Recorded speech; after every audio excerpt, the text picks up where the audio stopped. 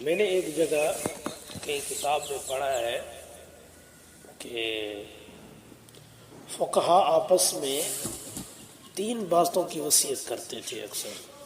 کہ 3 باتیں ہیں وہ اکثر کیا کرتے تھے، ایک دوسرے کو خطوط میں لکھتے تھے بھی، کسی کو تحفہ بھیجیا اس میں لکھ دیتے تھے، کسی کو کیا چیز بھیج دی اس میں لکھ دیتے تھے کہ یہ نصیحتیں آپ کے لیے کافی ہو جاتی ہیں، جو شاید ہم بھول چکے ہیں ان نصیحتوں کو۔ فقہا کا یہ معمول رہا تھا کہ آپس میں ان تینوں نصیحتوں کو دہراتے تھے۔ نمبر پہلی نصیحت وہ تھی کہ جو اپنی آخرت کے لیے عمل کرے تو اللہ تعالی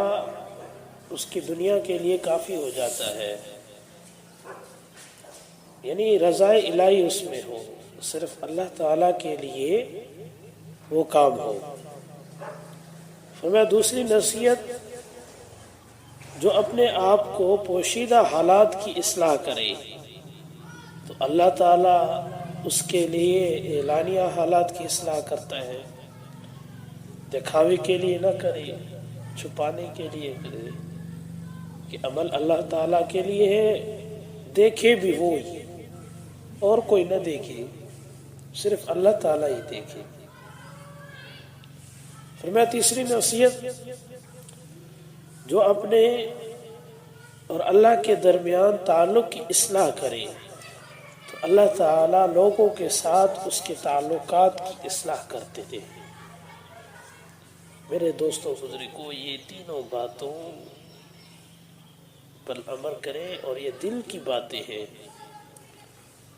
کہ انسان ان باتوں کو ہمیشہ اپنے پاس یاد کر کے رکھے کہ میں کیا تھا اور اب کیا بن گیا ہوں، اور مجھے کسی کو جواب دینا ہے، کل قیامت والے دن کس کے سامنے کھڑا ہوں گا۔